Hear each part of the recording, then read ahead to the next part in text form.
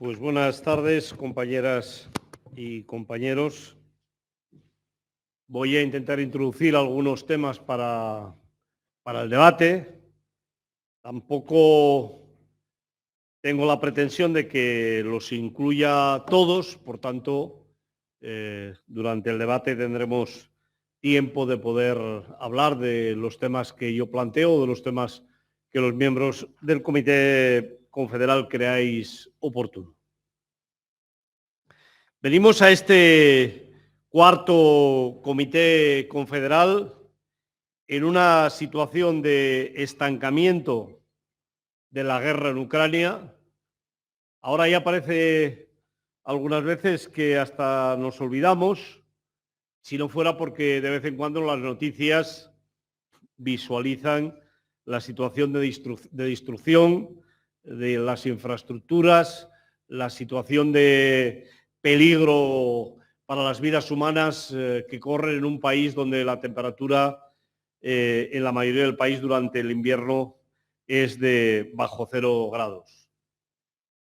Parece complejo encontrar una salida a esta situación.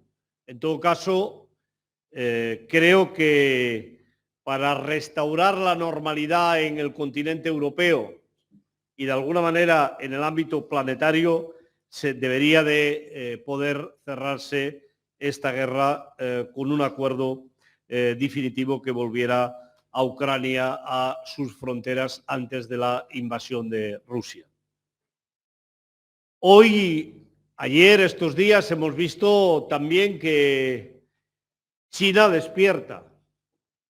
Y me parece que este es un dato que tiene una gran trascendencia. Lo que está ocurriendo en China, las movilizaciones que estamos viendo en la calle, que tiene un detonante, que es la pandemia del COVID, pero que en todo caso, con toda seguridad, hay más de fondo que la pandemia del COVID, son un elemento de una cierta importancia.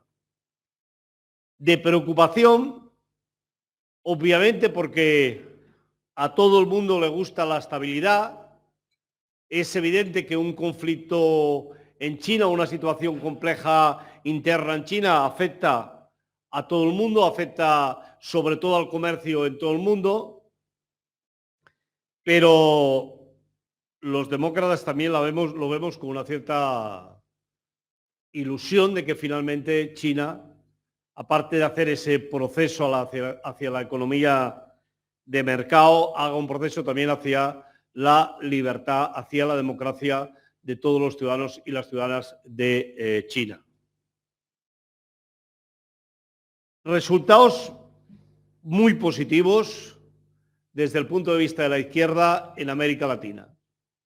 Creo que el hecho de que en Colombia, por primera vez en la historia, la izquierda haya ganado las elecciones, haya ganado la presidencia, es un hecho trascendental, como lo es que Lula da Silva vuelva a ser, si no pasa nada, a pesar de todos los avatares, en el mes de enero, presidente de Brasil. Creo que la llegada de Lula otra vez a la presidencia de la República de Brasil es un elemento altamente positivo desde la perspectiva de derrotar a la mentira, a la falacia, a la ultraderecha, de derrotar a los golpistas. No hay que olvidar la campaña que ha habido para intentar que el ejército de Brasil finalmente, por la fuerza, tomara el poder e impidiera la toma de posesión por Lula da Silva. Pero no hay que ir tan lejos para ver la ultraderecha. En Europa estamos viendo cómo el gobierno italiano está poniendo en marcha políticas claramente antisociales. También hay como un cierto apagón informativo en relación con la situación que se está viviendo en Italia, pero la ultraderecha ataca a las políticas sociales en primera instancia, ataca a los más débiles y, desde luego, las primeras medidas del gobierno italiano van en esa dirección. Preocupante también la situación que se vive en Francia, donde a pesar de no haber ganado la ultraderecha en estos momentos, se está gobernando con la ultraderecha. Y una buena parte de las medidas que se están tomando son medidas que cuentan con el soporte, que están avaladas por una mayoría en la que está incluida la ultraderecha en la Asamblea francesa. Esta semana pasada celebramos el Congreso de la Confederación Sindical Internacional en Melbourne, un congreso con dos candidaturas, un congreso en el que la candidatura que encabezaba,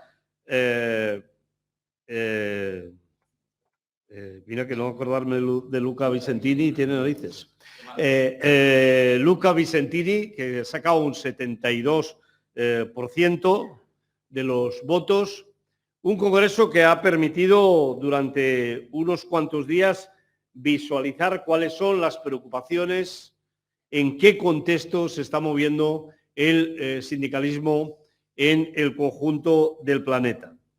Y si tuviera que situar el tema estrella, el tema fundamental que se ha discutido en ese congreso, junto con el respeto a la libertad sindical, a los derechos humanos y a la libertad en el conjunto de los países del planeta, hay uno que me sorprendió el calao, la importancia que está tomando, que es el tema del cambio climático, que es el tema del medio ambiente.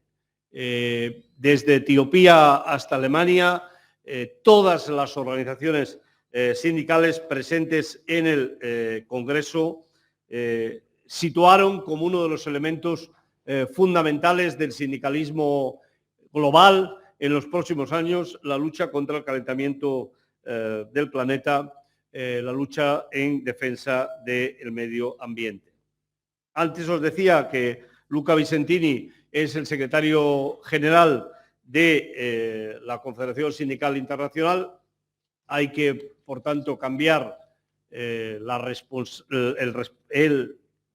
secretario general de la Confederación Europea de Sindicatos, y en ese sentido, el día 6 de diciembre, con toda probabilidad, Esther Linen será elegida nueva secretaria general de la Confederación Europea de Sindicatos. Sabéis que la Confederación Europea de Sindicatos tiene un mandato que finaliza en el mes de mayo, por tanto en el mes de mayo habrá congreso de la Confederación Europea de Sindicatos, pero se ha querido cubrir la Secretaría General con la Vicesecretaría General que ella ostentaba, de tal manera que irá, si no pasa nada y no puede pasar nada, al Congreso de la Confederación Sindical, de la Confederación de Sindicatos Europeos, Esther como secretaria general y a la vez única candidata para la Secretaría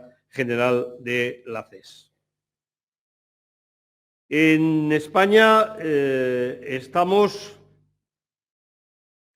con unas ciertas dificultades para hacer un análisis de la situación actual, porque lo he estado repasando esta tarde, porque los acontecimientos que ocurren en España son tan de última hora, se acumulan de tal manera que es un poco difícil hacer una intervención, aunque la prepares el día anterior, ¿no?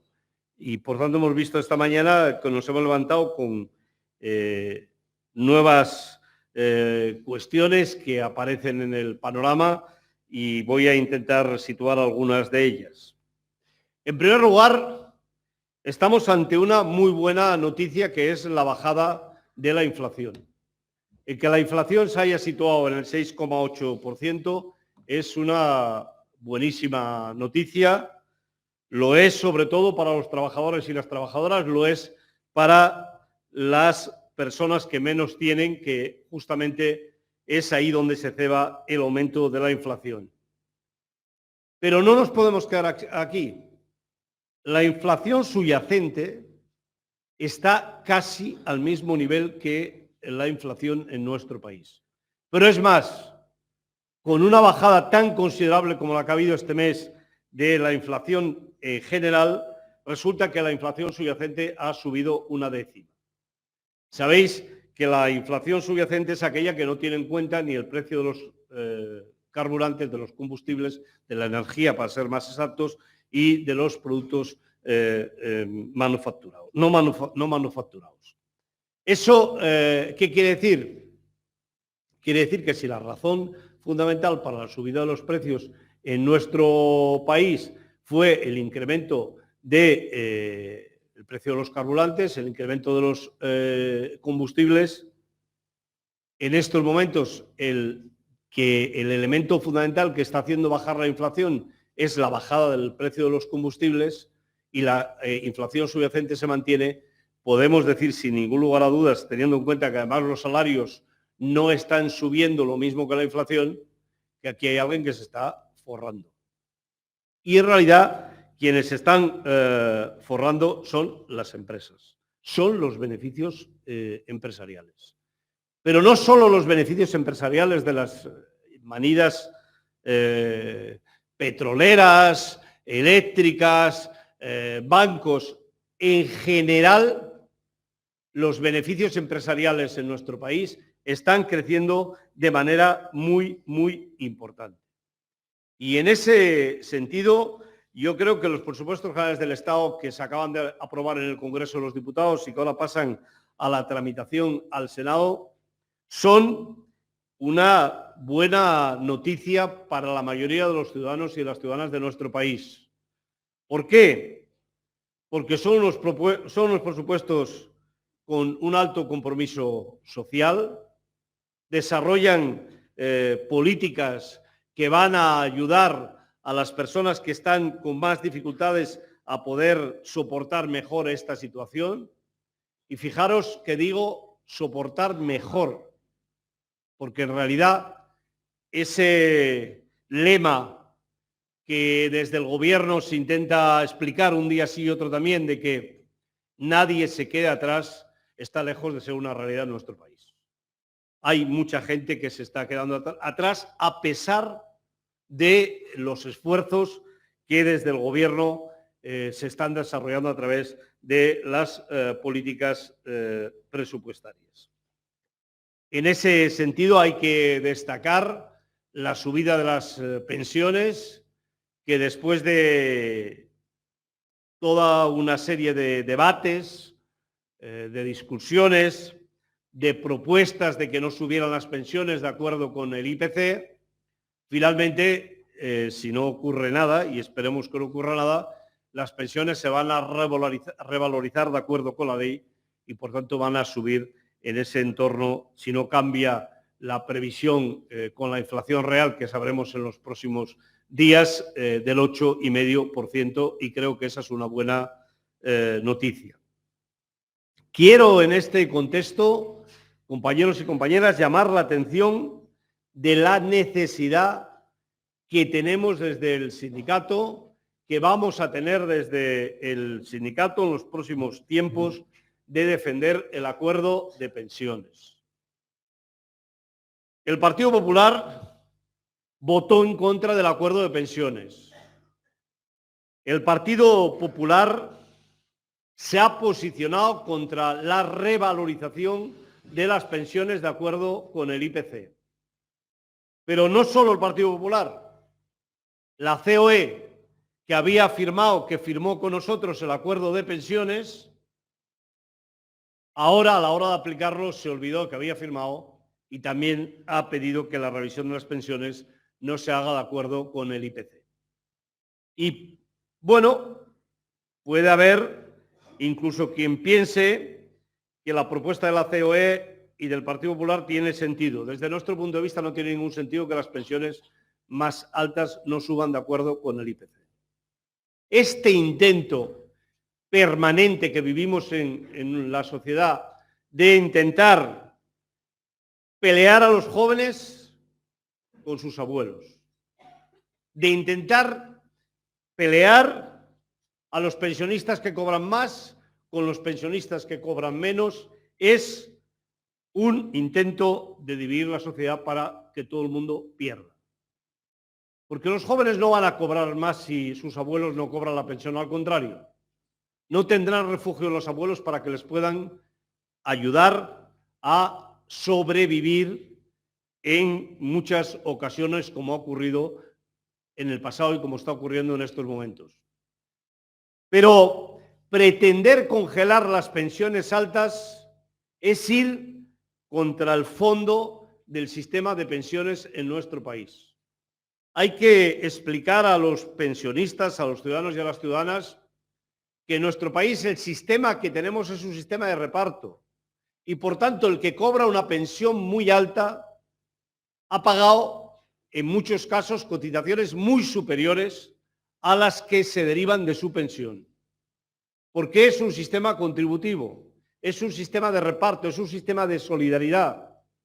Y en ese camino seguramente que están aquellos que les gustaría que el sistema de pensiones de nuestro país, el sistema público de pensiones, diera paso a un sistema mixto, diera paso a un sistema en el que los que más tienen no coticen en el sistema general, no contribuyan solidariamente para que las pensiones más bajas puedan tener aumento, sino que vayan a fondos de pensiones privados. Por eso, desde el sindicato hemos defendido con fuerza que las pensiones tienen que subir de acuerdo con el coste de la vida y, en todo caso, si las pensiones más bajas tienen que subir más, lo tienen que hacer con cargo a los presupuestos de la Seguridad Social, pero no con cargo a el incremento del coste de la vida que tienen que subir el conjunto de las pensiones del sistema.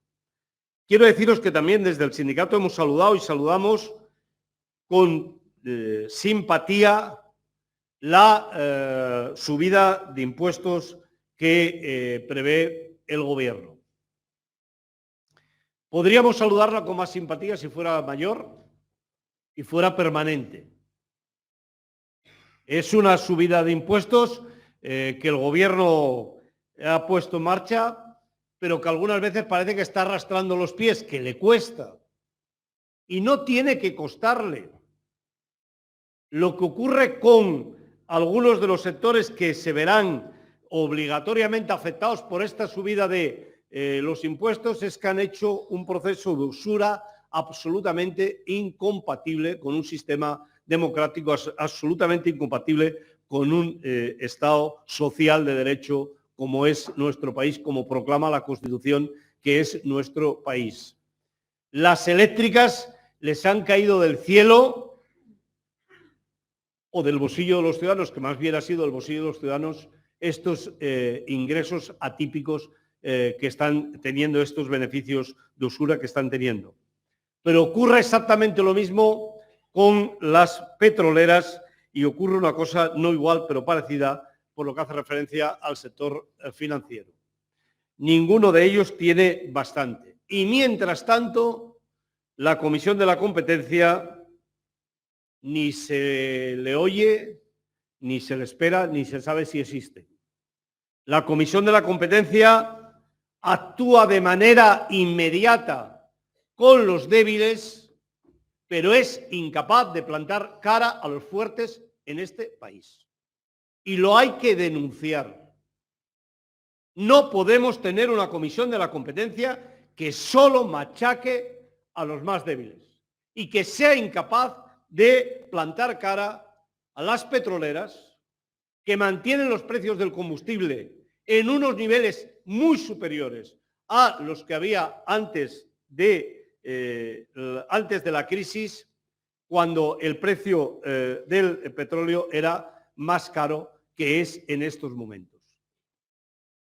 Hay un problema de mercado. El mercado no está funcionando y la Comisión de la Competencia tiene justamente la obligación de actuar cuando el mercado no funciona. Pero no solo no funciona en estos casos, tampoco en el caso de las compañías eléctricas. O hay mercado, o hay competencia, o finalmente el Estado tiene que proteger los intereses de los ciudadanos y de las ciudadanas. Y en ese sentido, hoy tiene más sentido que nunca nuestra reivindicación de que en España haya una empresa pública eléctrica que sea un elemento de regulación en un mercado que es oligopolista, que está en manos de unos pocos, que tiene los precios trucados, que tiene los precios concertados entre ellos y que nos está llevando a la situación en la que estamos. Pero si esa paradoja se da en el caso de las eléctricas y de las petroleras, ¿qué decir del sector financiero? Que resulta que ya antes de que se apruebe la ley, dicen que de una manera u otra se van a trasladar los costes de esos impuestos a los consumidores, a los ciudadanos y a las ciudadanas. Y nos quedamos así. Y nadie interviene. No es posible que haya un desafío de esas características por parte del sector financiero a el Estado, teniendo en cuenta que el sector financiero tiene una deuda acumulada con los ciudadanos y las ciudadanas de nuestro país de casi 60.000 millones de euros, que es lo que se llevaron en la última crisis económica. Compañeros y compañeras, algunos no dan crédito a los datos de empleo que estamos teniendo. Y efectivamente, estamos en una situación en la que el empleo aguanta, el crecimiento económico se mantiene. ¿Os recordáis en el mes de julio, cuando estuvimos delante de la COE y yo hice aquellas declaraciones, por cierto, que no eran científicamente pensadas, por tanto no me quiero atribuir en absoluto que estuviera en lo acertado, porque podía haber no estar en lo acertado. Pero hice aquellas declaraciones que nos dejaran hacer las vacaciones en paz, que no nos dieran la tabarra y nos amargaran las vacaciones. Pues estamos a finales del mes de noviembre y resulta que el apocalipsis que nos anunciaban afortunadamente no ha llegado y todos estos gurús de la economía resulta que se han equivocado. Y realmente la situación económica de nuestro país es considerablemente mejor de la que ellos habían previsto. ¿Eso nos tiene que llevar a conformarnos? No. Porque en España hay 2.900.000 personas, un poco más, que están en desempleo. Y eso quiere decir que tenemos que exigir de manera permanente al gobierno medidas para que estas personas puedan encontrar empleo. Y en ese sentido quiero hacer especialmente un llamamiento a las organizaciones del sindicato en los ámbitos de las comunidades autónomas para que ejerzamos nuestro trabajo sindical de manera eficiente. Llevamos demasiado tiempo y se dice demasiado en cafeterías, en tertulias, que en España faltan trabajadores y trabajadoras. Y eso no es verdad. En España hay 2.900.000 y pico personas que no tienen empleo. Y no lo tienen por lo menos por dos razones.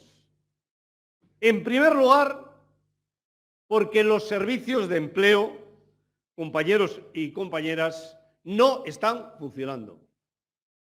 No hay fluidez. No se trasladan las ofertas de trabajo a las personas desempleadas.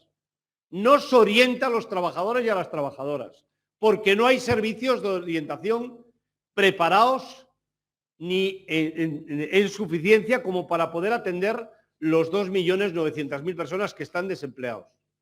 Y necesitamos, por tanto, ejercer esa presión, exigir en los ámbitos que toca, que son en los servicios de empleo, que haya suficientes personas preparadas que atiendan y que trasladen las ofertas de empleo a las personas desempleadas de nuestro país.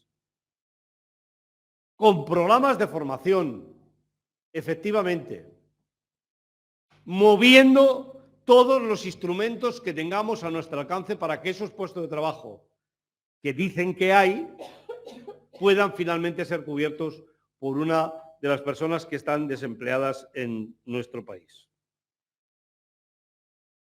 Hay una segunda razón, que son las condiciones de trabajo y de vida en nuestro país.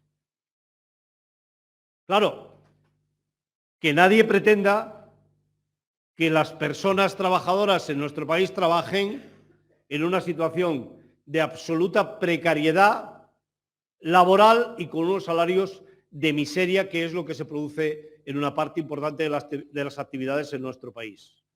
Y si fuera poco, por si eso fuera poco, en algunas zonas del país hay una presión sobre la vivienda, sobre la protección social tan fuerte que hacen inviable el que pueda haber movimiento de trabajadores y de trabajadoras para poder cubrir esas demandas. Ahí es donde queremos que se trabaje.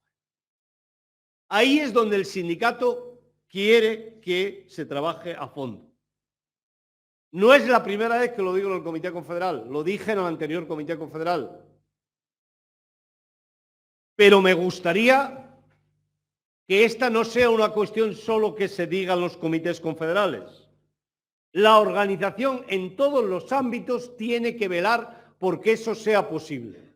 No se pueden apoyar cupos de trabajadores y de trabajadoras contratados en origen con esta situación de desempleo que hay en nuestro país. De la misma manera que la Comisión Ejecutiva Confederal le dijo al Ministerio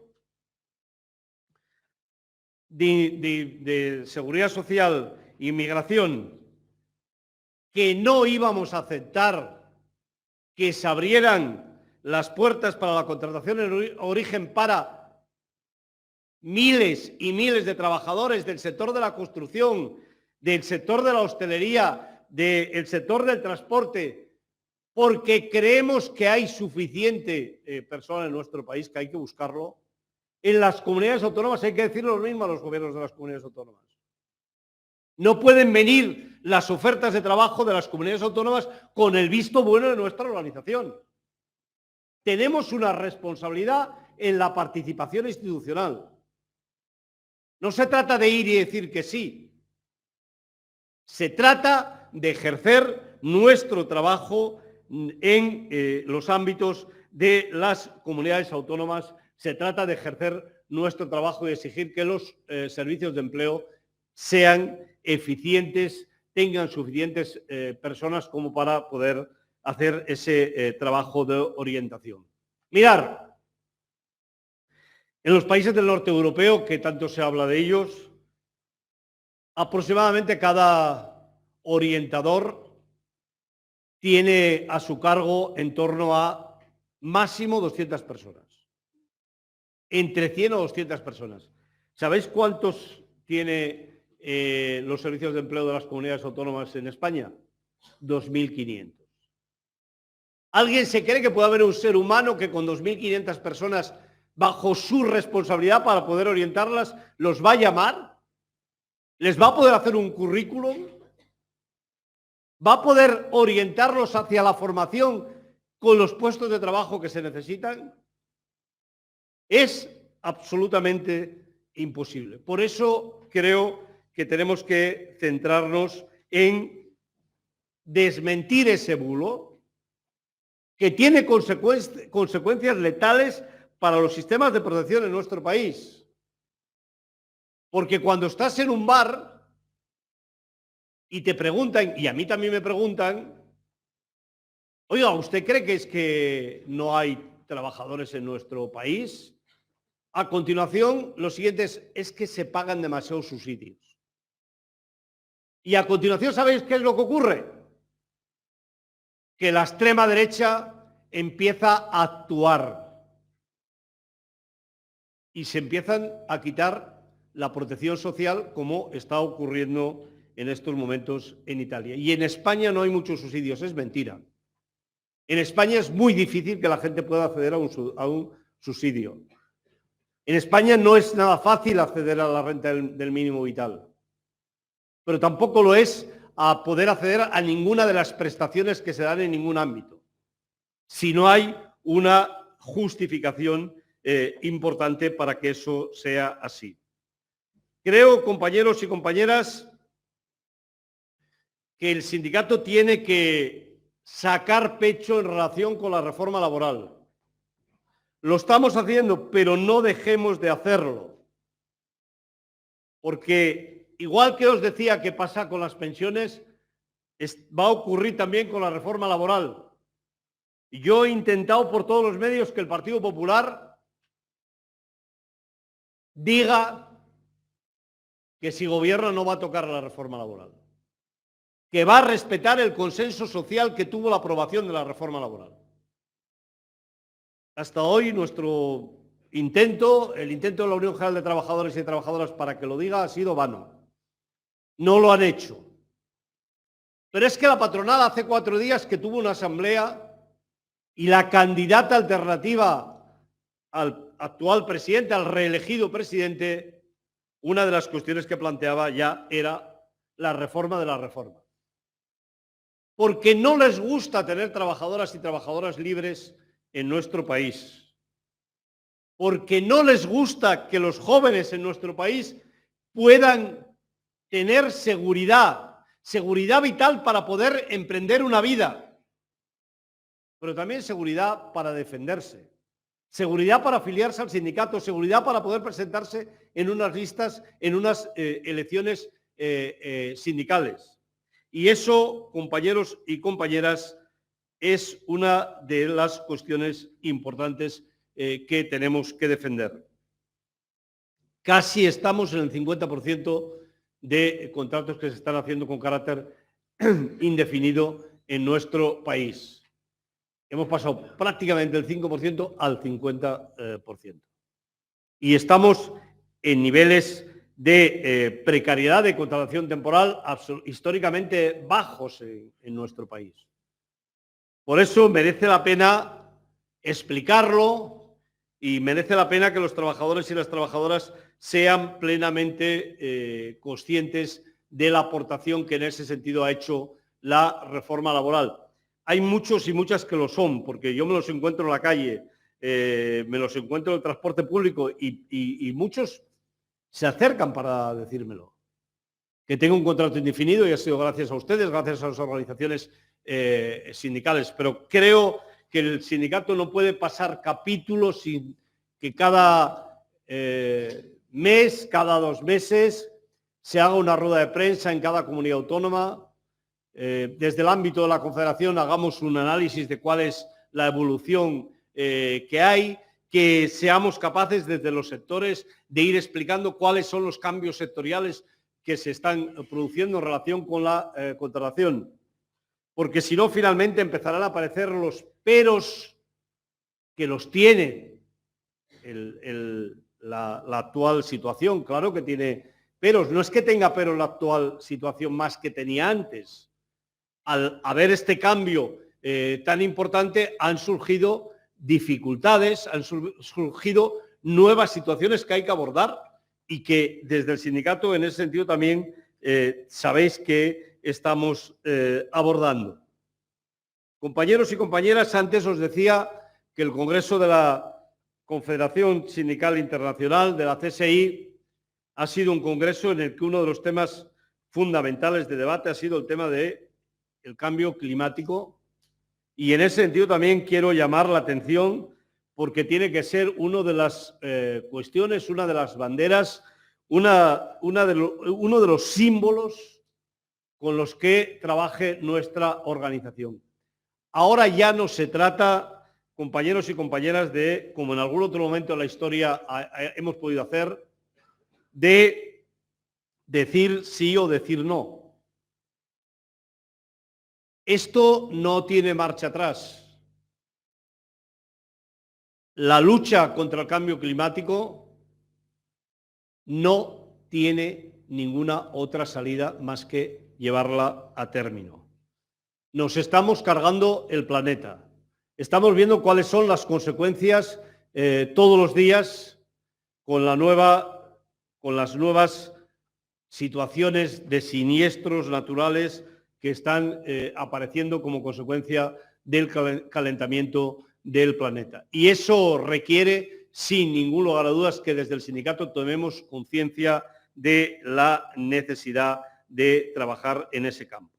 Quiero deciros que en ese sentido nuestra organización ha estado participando en el Congreso Nacional de Medio Ambiente que se ha celebrado la semana pasada, que hemos tenido unas jornadas que serán el núcleo que llevará a la constitución del área de medio ambiente en el mes de junio, si el Comité Confederal aprueba los reglamentos que traemos a debate en la reunión de este Comité Confederal. La transición tiene que ser justa, sin ningún lugar a dudas.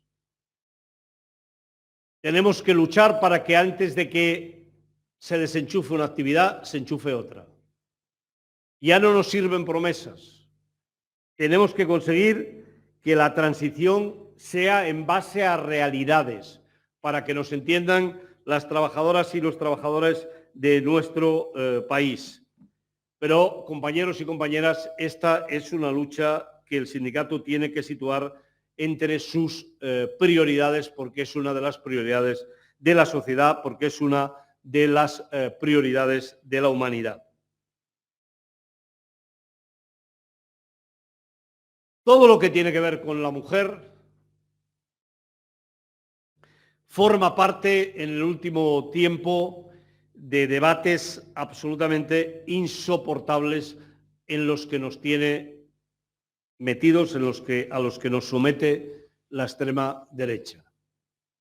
Mientras tanto, la violencia machista continúa llevándose por delante vidas de decenas de mujeres en nuestro país. Ayer mismo, 2.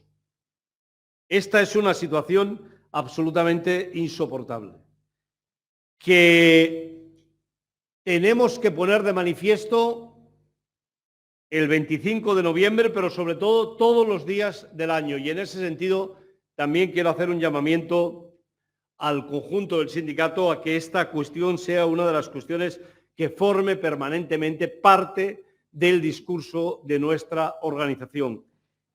Una sociedad como la nuestra no soportaría la pérdida de 1.183 mujeres en los 10 últimos años en ningún otro aspecto, ninguna otra faceta de nuestra vida. No lo voy a comparar con ninguna otra situación porque no es comparable. Pero en todo caso, creo que tenemos que situarnos del lado de las mujeres, como hemos estado siempre, pero de manera visible, de manera que estas personas que están sufriendo un acoso permanente sepan que tienen detrás a una organización como la nuestra. La siniestralidad laboral necesita, sin ningún lugar a dudas, una revisión a fondo. Se lo hemos dicho al Gobierno. El Ministerio de Trabajo se comprometió en su momento a que crearía una comisión que pudiera evaluar los cambios que necesita la Ley de Prevención de Riesgos Laborales, que pudiéramos trabajar para ir hacia una nueva ley de salud laboral. Hasta hoy eso no ha sido posible. No sé muy bien si porque no hay un acuerdo pleno entre las dos organizaciones sindicales, no sé muy bien si porque nosotros ponemos más énfasis o sencillamente porque el Ministerio pues no forma parte de sus prioridades. Para nosotros esta es una cuestión fundamental. No solo por los accidentes que cada día vemos, los muertos que contamos cada día en nuestro país, sino también por las enfermedades profesionales, algunas de ellas de carácter mental, que no están recogidas en la legislación y si no lo trabajamos a fondo tampoco lo van a estar en los próximos tiempos. Compañeros y compañeras, desde esta reunión solemne del Comité Confederal, yo quiero pedir al Gobierno de de España, más diálogo, más debate en relación a las cuestiones que después se ponen de manifiesto, se trasladan a la sociedad. Hoy, sin ir más lejos, la Ley de Familias no ha ido al Consejo de Ministros. Y se ha generado un debate en relación a si tenía que ir o no al Consejo de Ministros. Pero yo os tengo que decir, compañeros y compañeras, que a pesar de que la Ley de Familias incluye elementos muy trascendentales desde el punto de vista sindical, no ha sido ni consultada ni comentada con las organizaciones sindicales. Y a mí me parece un error importante. Tenemos que llamar al diálogo y al consenso. En algunas otras cuestiones, como por ejemplo la ley de empleo, que también está en una situación, no sé si de abandono, si de parón por parte del Gobierno, pero en todo caso es otra de las cuestiones pendientes. Hemos superado con éxito el primer acuerdo de pensiones, pero yo también os quiero decir que para este segundo acuerdo hay bastantes más dificultades que para el primero. Hay una mesa de negociación abierta. El Gobierno está empeñado en aumentar los años para hacer las pensiones, pasar de 25, 28, 30. Sabéis que inicialmente querían 35. En todo caso, hay una última propuesta que sitúa en 30 años, pudiendo descartar 2 años de los 30, de tal manera que quedaría 28 años. No nos parece que esa sea la solución.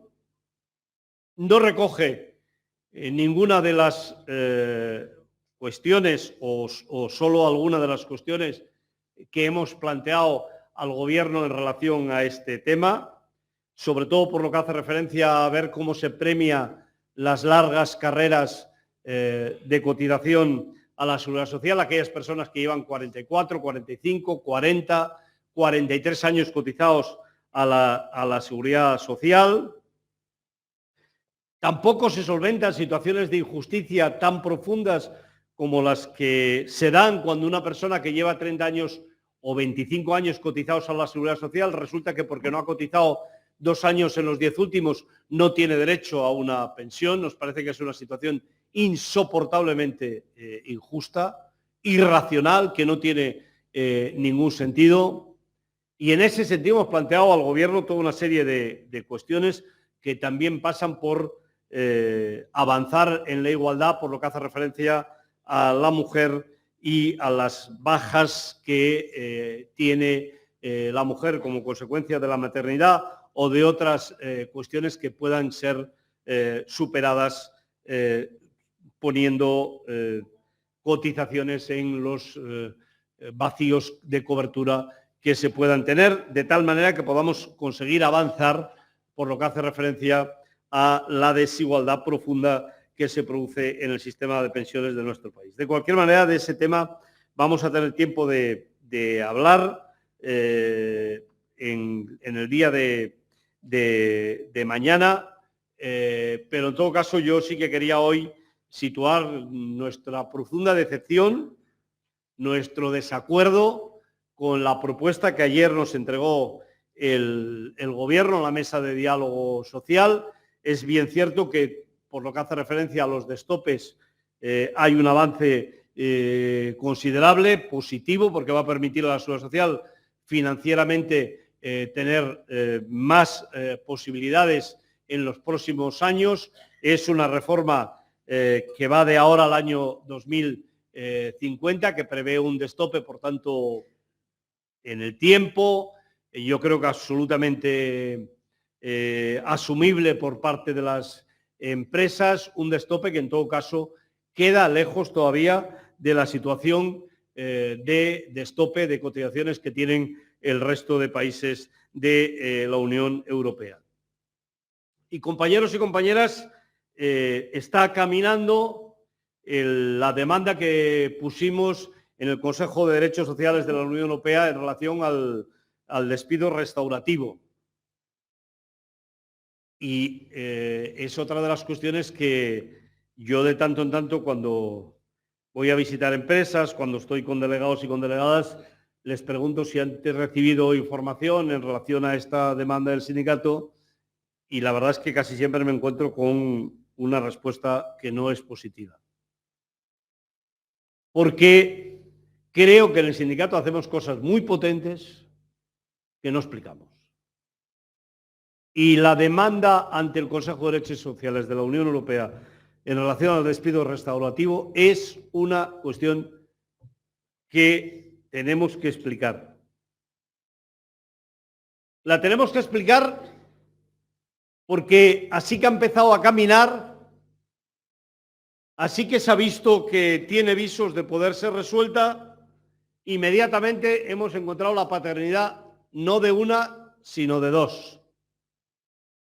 Primero fue la ministra de Trabajo, vicepresidenta segunda del Gobierno, que la explicó como una cuestión inherente a su ministerio, cuando en realidad el Ministerio de Trabajo lo que ha tenido que responder es a la demanda de la Unión General de Trabajadoras y Trabajadores ante el Consejo de Derechos Sociales de la Unión Europea. Y hemos visto además que, bienvenida sea, hay una demanda que ha presentado Comisiones Obreras en los últimos días, que espero, eso sí, que no nos retrase el proceso que ya tenemos en marcha. Esperemos que no junten las dos, porque eso realmente podría retrasar el proceso de resolución de nuestra demanda, que tenemos muchas posibilidades, yo diría que tenemos muchas certezas de que finalmente va a ser aprobada. Y el despido restauratorio quiere decir fundamentalmente que cuando se despide a una persona sin causas objetivas, no solo la indemnización sea monetaria para todo el mundo igual, sino que se vean las consecuencias personales que tiene sobre la persona despedida, repito, de manera injusta, por una decisión arbitraria del empresario, y se indemnice a esa persona de acuerdo con esas cuestiones inherentes a ella misma, ya sea por la situación personal y familiar que tenga, ya sea por la formación profesional que tenga, ya sea por las razones que sean, que tendrían que restituir ese perjuicio añadido que no está contemplado en la indemnización que en estos momentos hay en nuestro país. Antes os hablaba de las polémicas en relación a todo lo que tiene que ver con los derechos de la mujer en nuestro país, con los derechos de colectivos importantes desprotegidos en nuestro país, y en ese sentido también creo sinceramente que este Comité Confederal tiene que mostrar su total solidaridad con la ministra de Igualdad en relación a esta campaña miserable, ruin, absolutamente insoportable, machista, que la extrema derecha, con la sonrisita de la derecha, ha ido ejerciendo sobre esta ley. Pudiera ser que la ley sea mejorable, con toda seguridad, pero también todos sabemos, compañeros y compañeras, que la judicatura en nuestro país no tiene un sesgo justamente que permita que en determinados casos aplique la ley con la contundencia más allá de la ideología de los jueces que se debería hacer por exigencias de la propia sociedad. Y hay casos flagrantes como algunos que hemos vivido en relación a los temas de violación en los últimos años en nuestro país que lo han puesto de manifiesto. Hay un debate en relación a la ley trans que yo también quiero aprovechar, compañeros y compañeras, para deciros dos cosas muy sencillas. Primera, los trans, las personas trans en nuestro país necesitan protección. Hay una situación de vulnerabilidad que se ha de afrontar.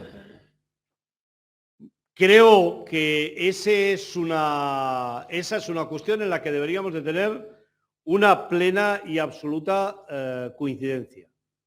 No solo por la vulnerabilidad que tienen, sino por la discriminación que sufren en el trabajo, no solo en el trabajo, sino en el acceso al trabajo.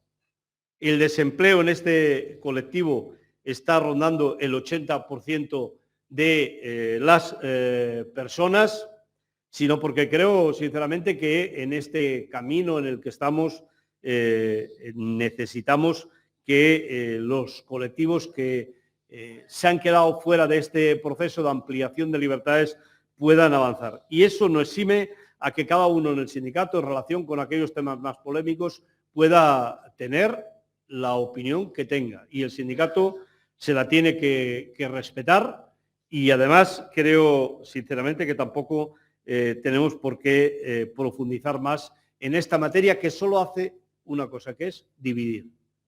A mí me produce dolor ver la división que se está generando en el movimiento feminista en nuestro país como consecuencia de una cuestión que no banalizo, que es importante, pero que creo que la libertad y los avances van por delante.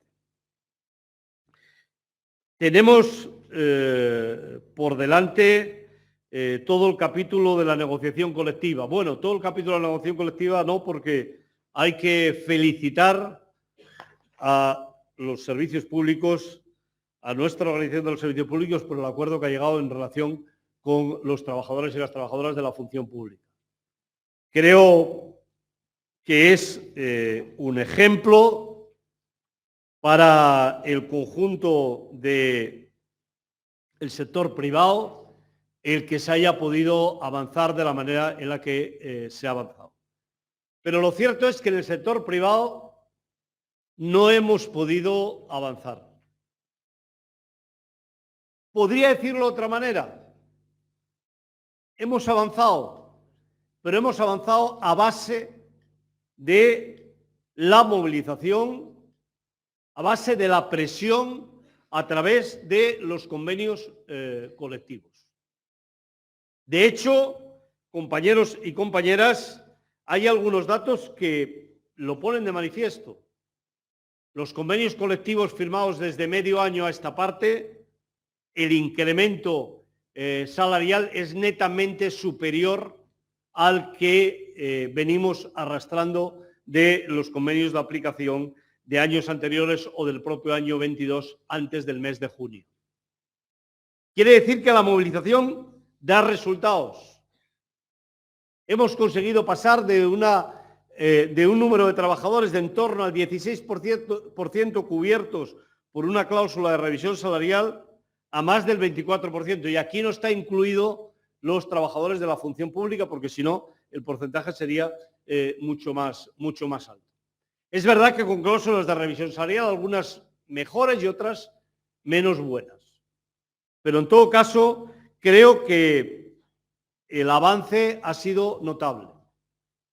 Pero vamos a continuar persiguiendo a la COE, vamos a continuar exigiendo a la COE que vuelva a la mesa de negociación y que podamos llegar a un acuerdo paraguas para el conjunto de los sectores y de la negociación colectiva. Las movilizaciones que hemos hecho, incluida la manifestación en Madrid, han sido importantísimas, trascendentes, y quiero felicitar a toda la organización por su implicación y por su presencia en las movilizaciones. Creo, sinceramente, que se ha hecho un esfuerzo que ha merecido la pena.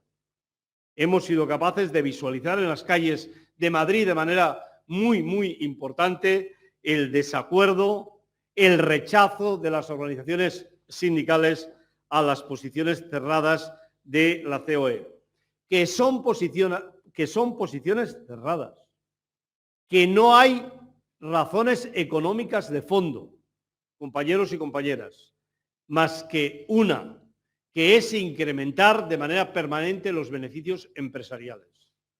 Antes os lo comentaba cuando hablaba de la inflación, es evidente que los beneficios no están yendo a los consumidores bajando los niveles de inflación en nuestro país, sino que están yendo a las cuentas de resultados de las empresas, subiendo los márgenes empresariales.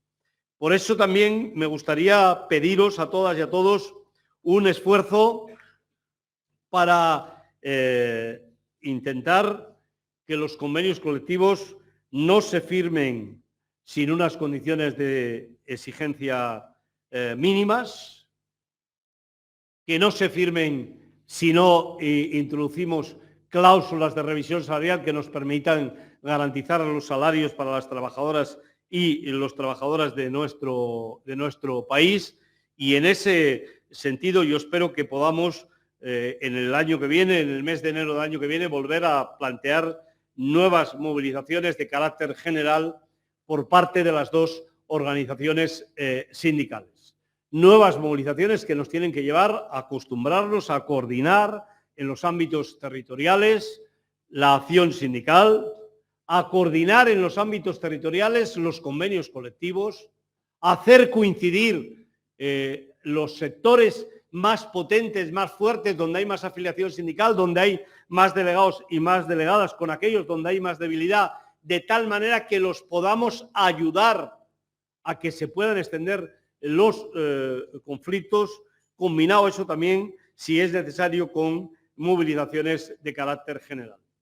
Y para acabar con este capítulo, compañeros y compañeras, también os quiero decir de manera clara que para la Unión General de Trabajadoras y Trabajadores el salario mínimo interprofesional del año 2022, mejor dicho, el año 2023, tiene que pasar a los 1.100 euros. Lo hemos dicho en el mes de septiembre. Hoy nos reiteramos con más fuerza. Más allá de los debates que tenga el Gobierno, más allá de los debates que pueda plantear la patronal, la subida del salario mínimo interprofesional a 1.100 euros no solamente es una cuestión de eficacia social, no solamente es eficaz desde el punto de vista de los derechos de las personas trabajadoras, sino que lo es también desde el punto de vista económico. Para mantener la economía en nuestro país, para poder mantener el consumo, por tanto, para poder mantener el empleo, es necesario que el salario mínimo interprofesional suba a esos 1.100 euros. Y ahí es donde vamos a estar, ahí es donde vamos a trabajar y ahí es donde exigimos al Gobierno que se sitúe. No puede ser que desde el Consejo de Ministros, desde el Gobierno por la mañana nos digan que no va a quedar nadie atrás, que hay que ayudar a las personas que tienen menos y por la tarde no suban el salario mínimo interprofesional a los 1.100 euros. ¿En qué quedamos? Nadie está peor en este país que las personas que están cobrando el salario mínimo interprofesional. Voy a ir acabando situando una cuestión para nosotros fundamental, que son las elecciones sindicales. Durante el día de mañana vamos a tener la oportunidad también de, no sé si hoy o mañana, hoy me parece, dentro de un rato vamos a tener la oportunidad de debatirlo más a fondo. Pero como no sé si voy a intervenir o no, quiero pediros a todas las organizaciones del sindicato y especialmente a la Secretaría General y a los secretarios generales plena dedicación a las elecciones sindicales. Llevamos un año 2022 positivo, recuperando peso como sindicato. Pero, compañeros y compañeras, no es suficiente. Hay que mejorar más en todos los ámbitos. No nos podemos conformar con que hemos mejorado un poquito. La organización tiene que llegar a niveles de representación en el conjunto del territorio y en el conjunto de los sectores que nos permitan continuar avanzando, con más delegados y delegadas en los centros de trabajo, con más fuerza del sindicato. Si todos sabemos que los convenios colectivos donde hay representación sindical, donde hay fuerza, salen, todos sabemos que para poder desarrollar la acción sindical es fundamental la estrategia de mejorar desde el punto de vista del resultado de las elecciones sindicales. Muchas gracias, compañeros y compañeras, por vuestra atención.